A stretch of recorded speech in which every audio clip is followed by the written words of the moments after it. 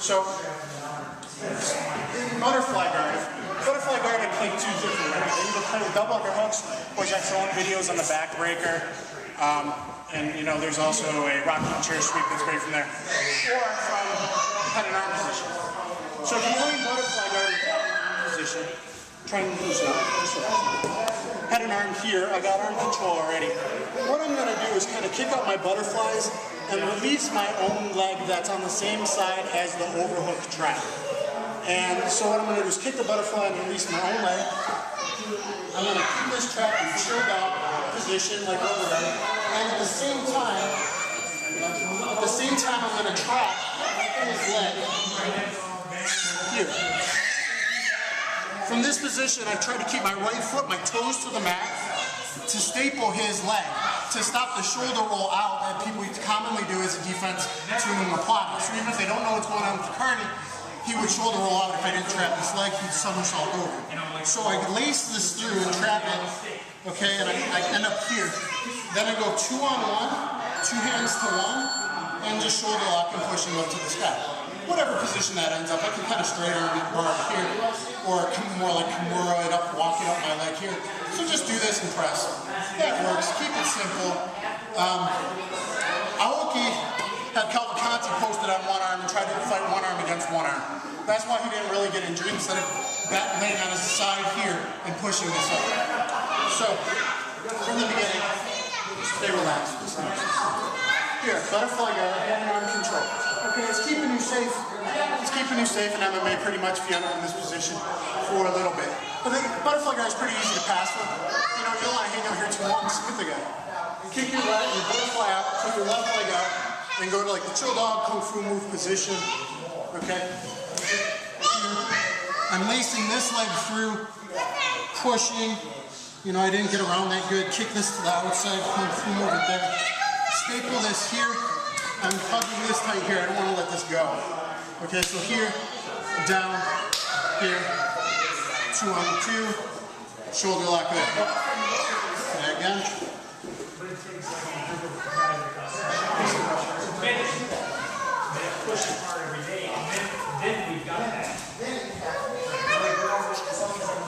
See, he's trapped in position. My feet are on the ground. Okay, so this is the carny shoulder lock. He's locked in place with this leg staple here. Now, from rubber guard is where it was usually used. Some guys don't like it from butterfly, but man, it's a great surprise move. It's an offensive move. Get that submission of the night bonus. From New York position in rubber guard, or if you're in 3/4 rubber guard, like, or half and half rubber guard, whatever you want to call it, where Dustin Hazel was against Mark Bocek. Bocek stuffed the weak side knee. That's the weakness of the rubber guard. If I'm here, okay, so here's New York because I have this arm. If I'm here and I'm loose, this is always weak side. I have to either have foot on hip and tight, inward, tight pressure, hugging tight, or I'm up on his back high for a guy who like stacks here. So here, you know, so either here for a guy who's trying to posture, or here but tight. You know, and he's putting his arm back so we go to triangle and crocodile, stuff like that. But anyway, if I'm here and it's loose, or if you're caught, which is almost nothing, a 3/4, you know, I guess a 3/4 rubber guard. This side's of course even weaker, which is where Dustin Hazel was against Bocek. Bocek stuffed the knee and went around against the weak side, which is why you stuff and pass the rubber guard. Keep your head tight, stuff the knee. As he's doing that, I gotta try and counter real fast. Go slow when you pass it, or really slow, just go fast. Okay, so as we're here, as he starts to stuff, immediately I have to clear his neck, go here, start passing. I gotta staple that leg here, counter. It's kind of low percentage because it's a speed counter move. Action's usually faster than reaction, but that's what you should be looking for if you're in the 3/4 rubber guard position, or if you're weak, which means you messed up without good pressure on the side. And he starts to stuff.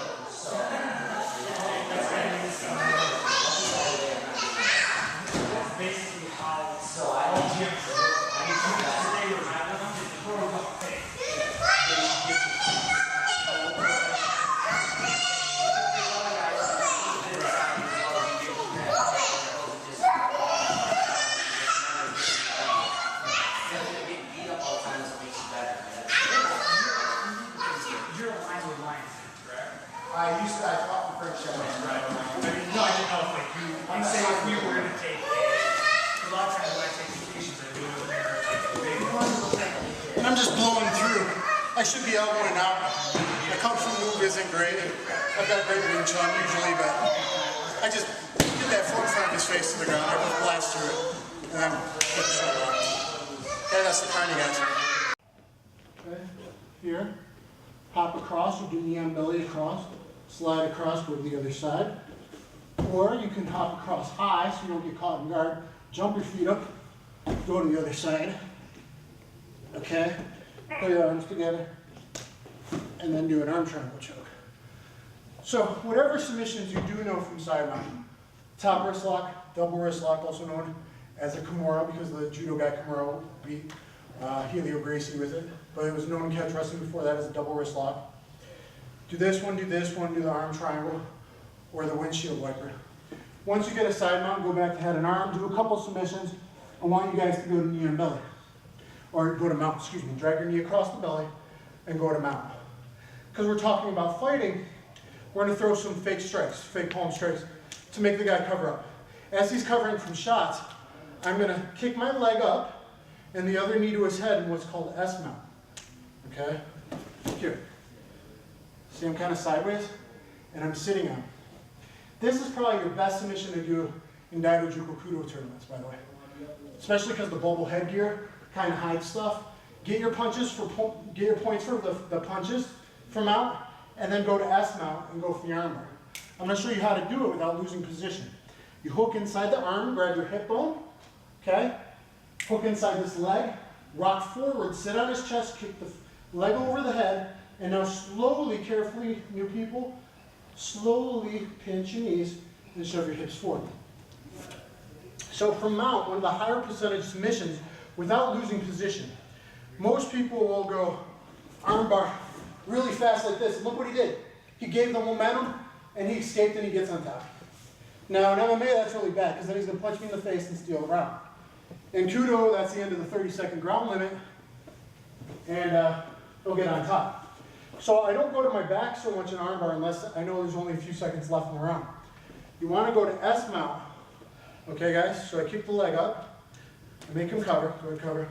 He's covering his shots because his elbows are up. That allows the S mount. I kick this up, I turn sideways 90 degrees and put my knee in his ear and I pinch. Okay, from there, hook the near arm that you want to take in an armbar. But instead of going to my back, which is an option, but I showed you why sometimes you don't want to do that, I go forward. I hook inside this leg, put my hand on the mat if I need to, or just hug the leg, rock forward, this angle, okay, on the clock. Go this angle, rock forward, leg over the face, hip forward, take an armbar. Okay, if I miss it and he's starting to get out, hopefully I still get on top, which is what I want. I don't end up on bottom. So that's why I like this armbar a lot. Okay, so it's just Jujigatami, but it's in a different way in order to stay on top. From there, let's pretend we get the tap out, go back to mount, start hitting. Okay, he's going to have to cover. Now that you mess up, you don't like getting punched, turn your back. Yeah, give me your back. He turns over. When he turns over, guys, pay attention. You got to slide the hooks in. You got to get your feet ready to go. Go back to your knees, make space. And as he makes space, that's when my feet go in. I put my hooks in, I go under his elbows, hit his elbows forward, hip down, shove my hooks out. My legs are the hooks. Here, okay, and hip down, head up. Be heavy on him. From there, you guys pull his chin up and put either a short choke in with your wrist on his throat, okay, or a full rear naked choke. Okay, so that's the end of the drill. You're going to start in guard. You're going to pinch, you start in good position, bicep control, elbows tight. You're going to go for the pass. One leg straight, up the center, up the butt. Knees spread, open the door with your feet together and posture your body. But your hands have to be checking his leg, controlling, and here. If I go over here, he gets my back. So you got to control. Knee through, point your knee, gravity, make the knee heavy, go staple it to the mat. Dive in, head and arm. Now you got the control to finish your pass in the side mount. From side mount, I want you looking for submissions. I want you to try and take a couple submissions.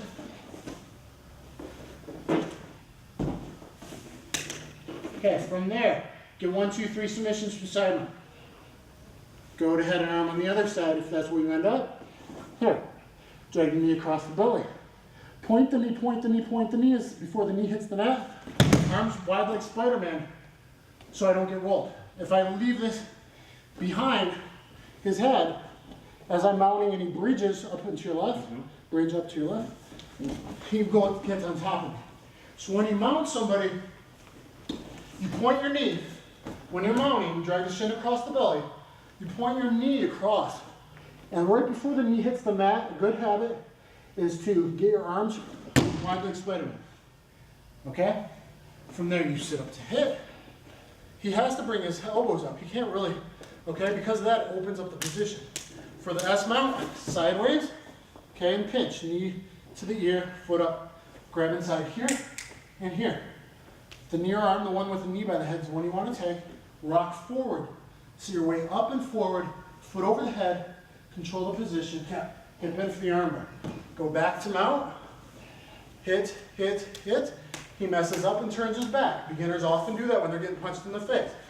As he goes up to his knees, you try to slide the hooks in. Slide the hooks in, stay on him, hit him behind the elbows, and shove your hip down and your head up. Flatten him out. Okay, head up, hip down, good pressure. Pull up on his forehead. On the street, you can yank the nose if you want. Go in here, short choke on his throat, or dig in all the way, rear naked choke. Okay, so finish with one of the chokes. Get a couple submissions from side out, mount him, S mount armbar, hit him, he turns down, and get a choke. Okay? Do your best, guys. Here. I'm just going to show you some more submissions from side mount. Okay, more catch wrestling, so you understand a little bit of difference. So typical, in jiu-jitsu they call it the kimura after the judo player. Okay, that's typically just this here, and then cranking the shoulder. Different way of doing it in catch wrestling is to turn the wrist out. Okay, subluxate the joint, and then I can break his form because I turn it out. So that's a different way. Learning more of the anatomy and how to break stuff is kind of more the catch wrestling way, is to get the tap out, or if you needed to for a survival, you could actually break stuff, rip tendons and ligaments and stuff. So you'd rotate it out. Same thing with the top one. Okay, usually they teach this, but if I rotate the joint out, okay, it already puts pressure on it. It's a different kind of pressure. Not only can I attack the shoulder and the elbow, but I can attack the forearm too. There's different stuff you can do to make life heck on them. I talked about being heavy. You can go under here, grab this, and stretch the guy while I hammer him in the face. That's what Brock Lesnar, the wrestler, did, jiu-jitsu guy Frank Mir. Okay, you can also finish him with a neck crank there. Step this over, hook this, okay, and then use your shin pressure and neck crank. So once you learn the body, there's lots of stuff to twist the guy up. Okay, there's lots of ways of doing it. So hopefully I'll see you guys next year. Your grappling will be better by then. You'll be able to absorb more of what I'm going to teach you. And I got a lot, I have a lot of stuff to teach. Okay? So we'll go over some more basics, and by next year, hopefully you'll be ready for some more of this. Yes, sir. This fun stuff. There's also, here, if he grabs his shorts to defend himself, I'm trying to get this lock, get this double wrist lock, Kimura. There's also old school ways of knowing what to do here, locking the guy up and still getting blocked. Okay, and most people, even good grapplers, don't know what to do when a guy's grabbing or holding his own shorts, which is legal in MMA now to grab your own shorts. But that's called a key lock in catch wrestling. So there's a lot of different stuff you can do. Okay, I hope you guys enjoyed it. Yes, sir. I didn't get through everything I wanted to get through, but by next year I think your level will be higher and you'll be able to enjoy things more. So I guess stand up, shake hands, bow, or whatever you want to do, and I'll see you guys next week. Thank you, bro. Shake hands and let's get out of here. Can we get a quick group picture? Sure. You got a camera? Yeah, you want to? It's a tape pick. That's fine. Hey, thank you, Tom. Appreciate it. Thank you very much. Thank you. I hope you guys enjoyed it too. It was awesome. Thank you. You sit next door.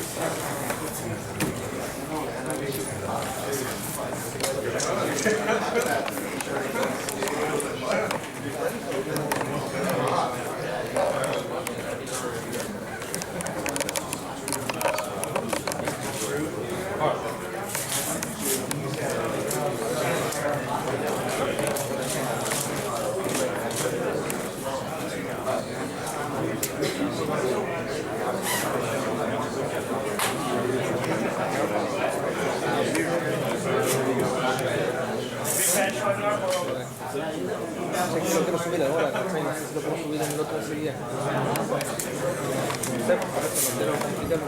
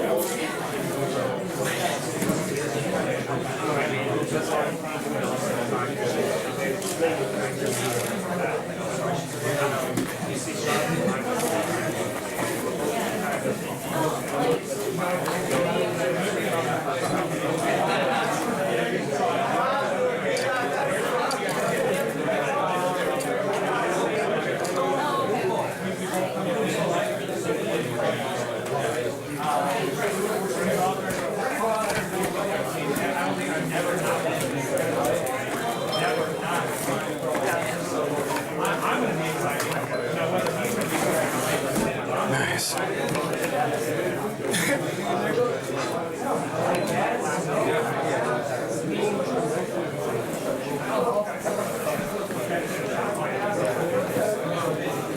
Dismount, dismount, dismount.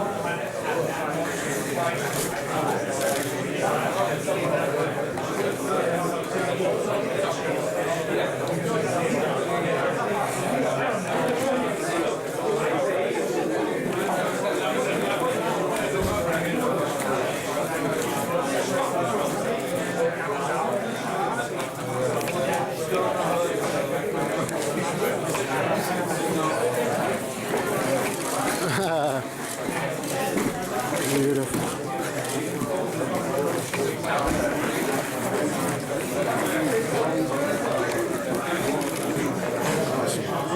King Shamrock style action, Chonin style action.